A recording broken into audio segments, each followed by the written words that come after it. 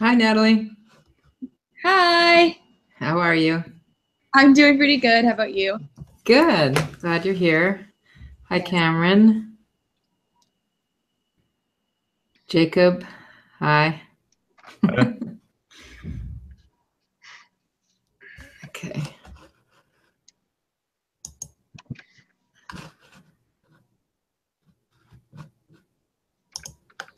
So thanks for being here. It's great to have you. The last one of our weekly broadcasts for the summer. So appreciate you guys coming to all of them. So we're just going to wait for people to come in. Oh, I actually had a question. Uh-huh. I don't know. Did you ever grade VoiceThread 3? I will check. I will Because for check. some reason, I know you just uploaded grades, and I received a grade for VoiceThread 4, but I don't have one for 3, so I was just curious. Okay. It's quite possible that I missed you or missed the whole week. I'm not sure, but I'll definitely Okay. check. Thanks for letting me know, Okay. Natalie. Yeah, no problem. Thank you. Okay. Hi, Ching. It's glad to have you here. So we're just going to wait for people to come in. We have two live presentations today, so appreciate you being here. So we'll just wait.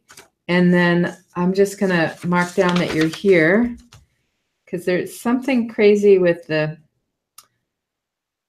Google and YouTube merging, and it used to give me a tally of who is here, and now it doesn't. So I have to kind of mark it down, which I guess they'll fix that feature in the future, but they haven't yet. So I hope you guys are having a great summer so far. I guess, are you taking summer session classes after this one, or then are you going to take a little break before the fall? Just curious. This is my last one. Thank God. Okay. Okay. Hi, Jacob. Yep, I gotcha. Take a break, I think. Are you Natalie? Are you graduating, or is this just I it? have one more year. One more year? Okay. Hi, Joshua. Hello. So Joshua's here. So we're gonna wait maybe one more minute just to see if people chime in. But thank you for being here. This is the last weekly broadcast for this class for this summer. So really appreciate you coming to this, and I know most of you have come to all of them, so that's great. So we'll just give a couple seconds to see if anybody else comes in, and then we'll go ahead and start. So Josh, the other person that's going to be presenting, Don, is not here yet. So we'll wait and see if he comes. I didn't hear from him today, so it's very possible that he might not be able to come for some reason. So we'll just have to see. So, but it's great that you type hello like Jacob did and Ching did. In general, on these types of classes, I have all of you marked in here now, but definitely helps me see who's here and who's not here if you say hello in the chat bar, because it makes your name really large and in a different color. So let's see. And then I usually go back and I check in the recording to double check to make sure that I've marked everybody. So anyways, it's been a minute. So let's go ahead and get started. So again, thank you all for being here, and thank you for taking this class this summer. I hope you enjoyed it. I really feel like we all learned a lot, and the technology was challenging, but yet it was pretty interesting in most cases. And I really like some of the things that a lot of people have done with using the Adobe products, which we had never done before. So that was really pretty fun. So I'm going to go ahead and just go over some announcements, and then we'll start with the live presentations. So in terms of the announcements, I just want to say I really enjoyed watching that last documentary, the BBC, and how it talked about cradle to cradle sort of design process. And I think that's so important for you guys to think about in your professions in the future, about how things are recycled and how we conceptualize products and ideas to be sustainable. So I thought that was a really nice segment on that, and I kind of think it really summed up what's happening in the world and design and how we think about it. I mean, it also had a lot of really eccentric designs that are sort of high end and definitely not things that people need, but that were more sort of the ideas of style, which was interesting too. So you also watched this week the movie Helvetica, which I know for a couple of you, it was probably your second or third time seeing it. So I hope that was enjoyable for you. I look forward to hearing your thoughts about that on the voice thread. So for this week, the main things you're going to have to finish, if you haven't finished already, hopefully you have, because there's not a lot of time between now and tomorrow. Officially, the last day of class is tomorrow. So by midnight tomorrow, hopefully you'll all have turned everything in. If you are having any problems, please email me. But I'm required by the university to start my grading process on Friday. So if you are having any problems, please contact me. But hopefully everything will be turned in by tomorrow at, I think it's 11:30. And that's when the quiz closes as well. I cannot reopen the quiz. So please do the quiz up, whenever you can. You have it open for several days. So hopefully you've all completed that or are close to completing it. The other thing that I wanted to mention was please fill out the class evaluation forms. So those, I'm sure you're getting bombarded by the university with emails onto filling out those evaluations, but if you could do that, that would be really great. A couple people have emailed me some thoughts about the class, and I appreciate that as well, but the university really likes those evaluations, so they are important. They take them seriously, so please fill those out. They email me constantly telling me to remind you to fill them out as well. So yeah, so I think that really does sort of summarize what I was going to just mention. Oh, the project 2. So the project 2 was the last project that you were doing for the class, and you had 5 or 6 options of things to do for that. And they're pretty open in terms of interpretation of those projects. So what I'm really looking for, if it's a visual thing, if you're designing a poster or designing the flag project or something like that, what I'm looking for is just images of your process, and then a one page, it doesn't even have to be filled out completely, but sort of a summary of your process and what you were doing in the design. So, and using the vocabulary that we've been talking about all semester. So if you want to talk about the audience, or if you want to talk about the semiotics of the design, if the color choices were based on certain cultural conventions about color, that would be helpful to have that written in the statement as to go along with the visual. So if you have to upload it as 2 PDFs, that's fine. Or if it's just 1 PDF and everything's included, that's fine as well. So you had some options on those project 2 assignments, and you didn't have a long time to do them. So I'm not exact. It could even be a sketch of a design. It doesn't have to be a completely finished project, but sort of something that I can see your visualization. And I wanted you to pick one of the projects that you thought would be more engaging for yourself personally to work on. So hopefully you all found something in there that appealed to you to work on as well. And if you didn't want to do anything sort of visual, you had some choices where you could write a sort of essay or make a PowerPoint presentation or use one of those Adobe products. So I'm very open about that, and you can continue to email me tonight and tomorrow if you have questions about that, and I'll try to get back to you as soon as possible on how to proceed. I know I have some appointments in the morning, so I might not be immediately available, but I will be checking my email throughout most of the day. So feel free to ask any questions about that if you have any. I'm excited to see what you guys come up with, and that's about it for the announcements. So let's go ahead. Dong Yan has not arrived yet, so we're going to go ahead and start with you, Josh, so that you can give your presentation. So we're going to unmute you, which I can't do. So Josh, you're going to have to unmute yourself. Okay. Warning. Yeah, there you go. Okay. Hi. All right. So Josh, you should be presenting to everyone now. Okay. So I'm just going to get this. So hello everyone. Joshua Long. I'm going to be presenting ethnographic research. That's out of our book in chapter 7. Okay, I'm gonna go ahead and switch, Karen.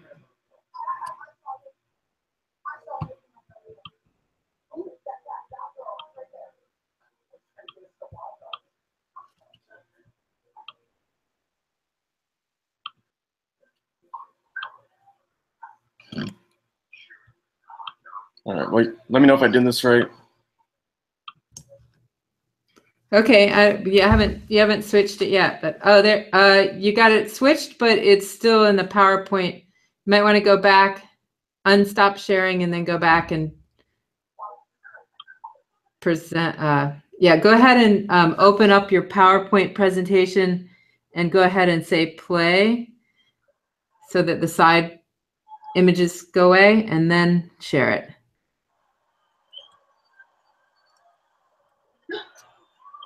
It's interesting because we can see your screen and the reflection from your glasses. Just a second.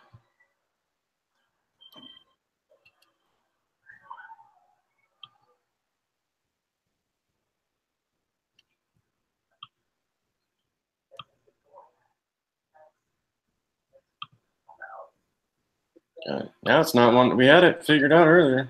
Oh no. So yeah, you just go over to that green thing that says screen share and then choose the application, which is on the right.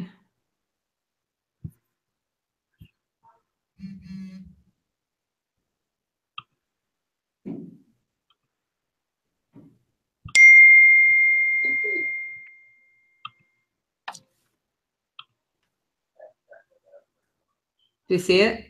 Yep. Okay.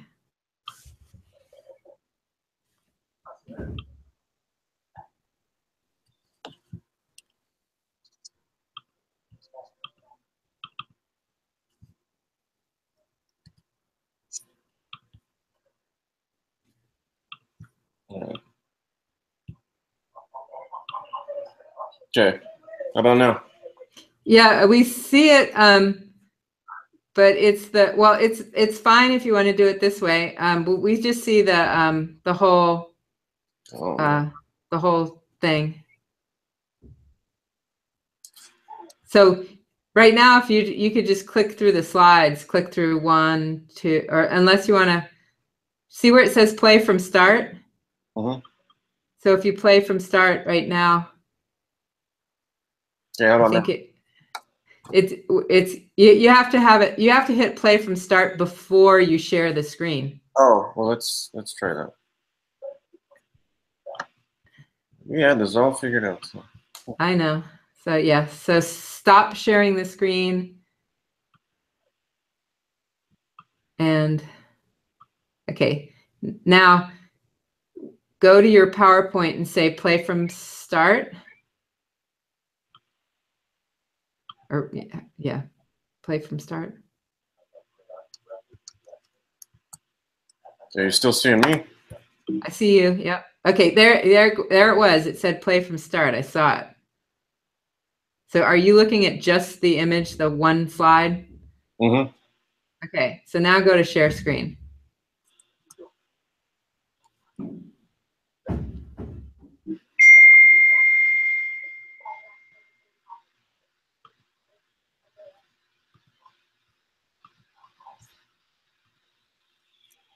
And then click. I don't know what's happening. Okay, I'll just go on with it. You can go. This is fine though. Yeah. Okay. So, okay, do you see me or do you see what I'm showing you? No, we see the slideshow. Okay. So I chose ethnographic research. So ethnographic research is the observation of groups or people or a culture in the field, or in other words, in their natural setting. It's the observations in main form of data collections by interviews by the researcher's observation. So basically, it is a study of people in their own environment through the use of methods such as participant observations and face-to-face interviews I got this information from the American Heritage and Ethnography. So there was a lot of information. It was from this website. It's also on the slide. There's multiple definitions on here, which I thought I'd throw all in the slide, just to give a good overview of different definitions and description of what it actually is. So here's another definition. I know it's a lot of verbiage, wordage, literature to read, but people can go back and research it and see what other data they can find on it. But definition is to best describe, analyze, interpret the culture of a group over time in terms of the group's shared belief, behaviors, and language, with culture defined as a set of attitudes, values, concepts, beliefs, and practices shared by members of a group.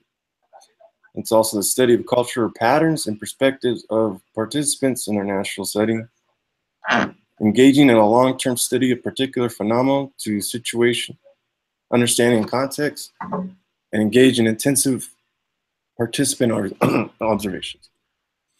So this was kind of a funny pick I found when I was looking for kind of artist views. But you see the SpongeBob reporter guy interviewing Mr. Krabby, and it's kind of like an illustration of what I interpreted.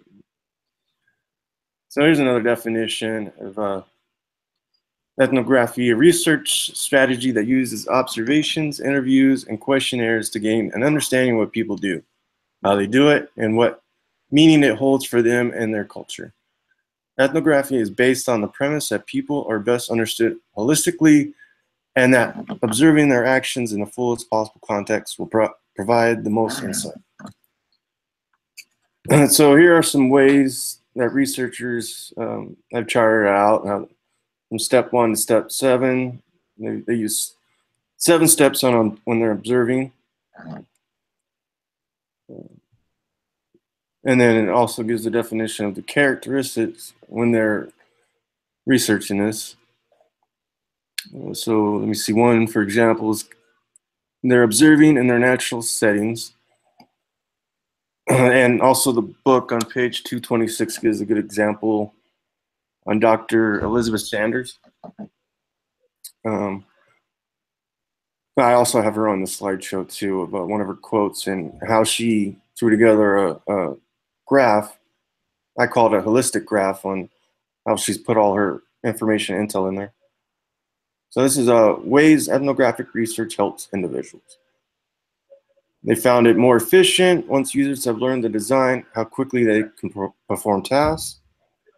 Memorability, when users return to the design after a period of not using it, how easily can they reestablish proficiency? Manage to see the errors, how many errors do users make, how severe are the errors, and how easily can they recover from them. And then the satisfaction, how pleasant is it to use the design? This was also by PhD Nelson back in 2003. This was his findings. And then I wanted to incorporate in my slides how ethnography research is incorporated with design theory, design itself, and the art community. I came across basically the visual ethnography, which it gives a little background.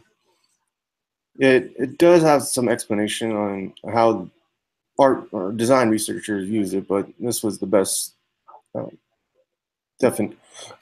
best that I found on one of my slides. So artists operating in the field arguably date back to the 1930s and 40s with projects like mass observation, which documented everyday British life, or the Farm Security Administration in the US, which portrayed the challenges of rural poverty.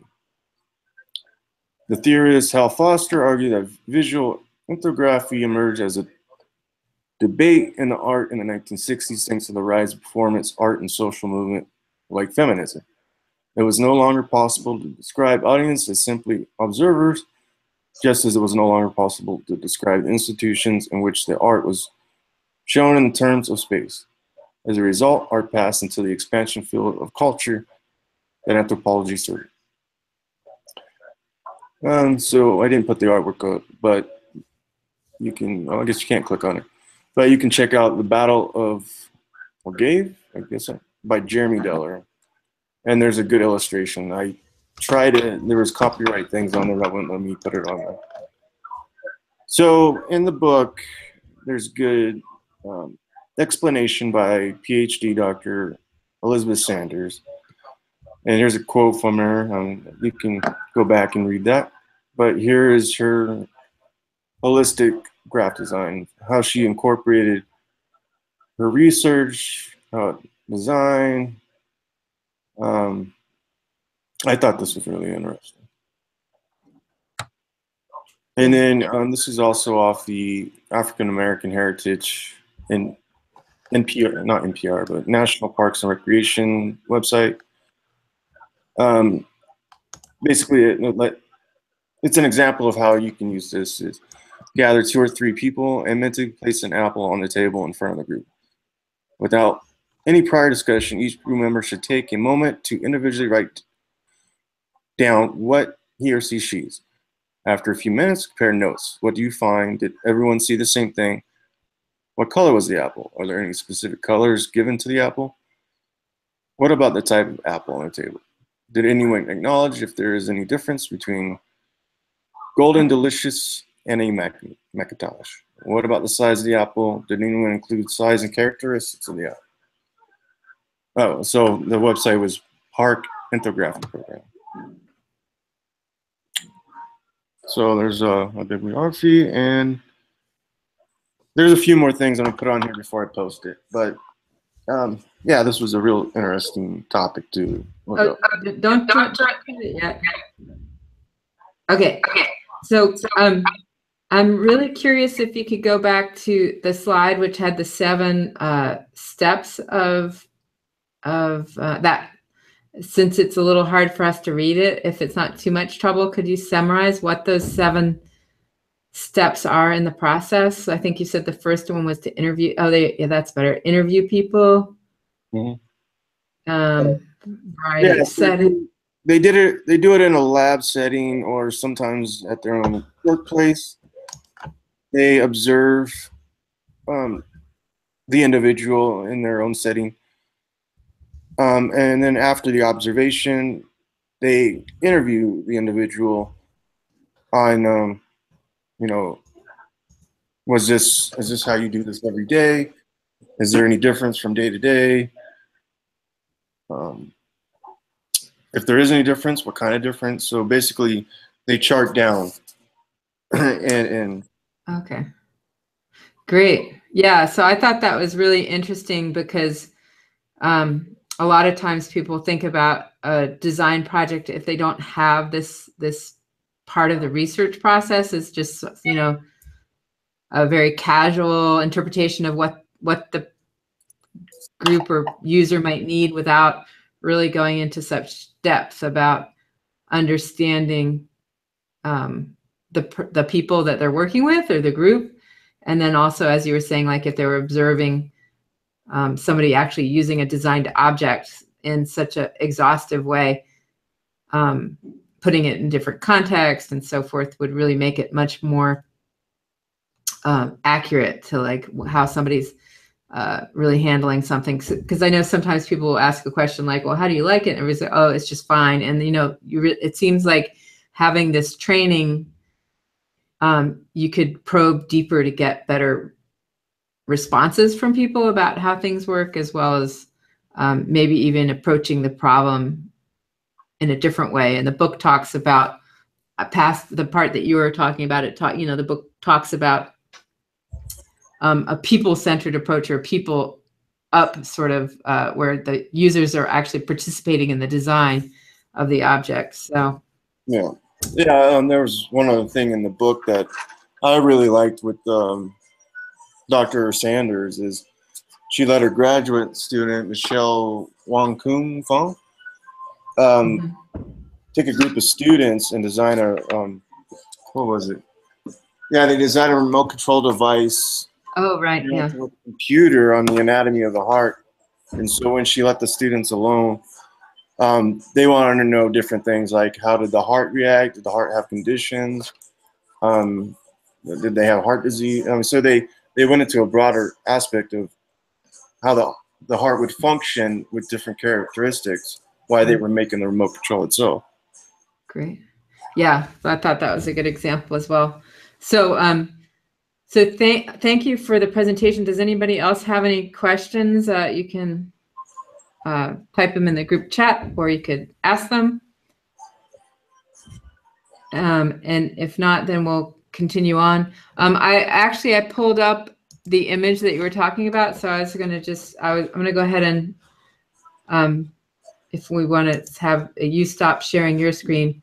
Okay, so I'm going to go ahead and I'll share this screen. You'll have to tell us what this is because I'm not really sure because I just pulled it up. But here's this artist that you were talking about and the Battle of Orgrave. And you see these images, and I don't know what it means, but you did mention it, so I was kind of curious what it was. If you want to add anything to that, or we can go ourselves and read more into it to describe it.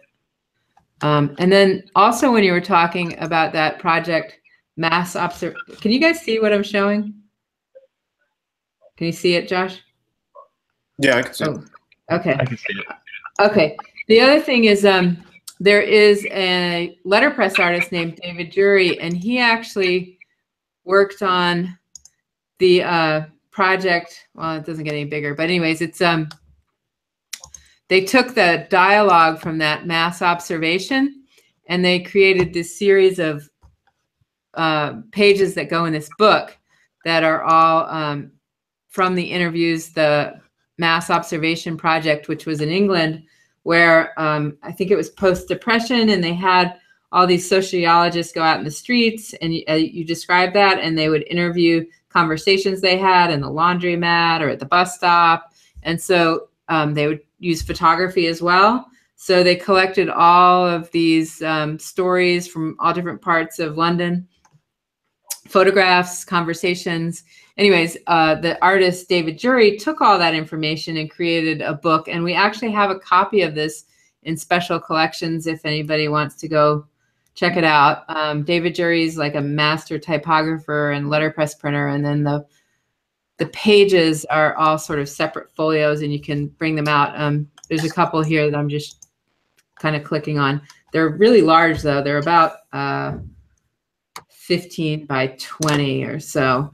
And they all together, if you lay them out, they combine all the text. And he actually worked with a group of students as well, where each one of them did sort of a folio of the work. It's a pretty incredible piece, and it's an example of using the observations from someone else as an artist project, which I kind of feel like this might be a similar sort of thing, but I don't know because I haven't read enough about Jeremy Deller's Battle of Orgrave project. But anyways, I really enjoyed your presentation, and so if you could post that when you make whatever corrections you want onto the website, that would be really great.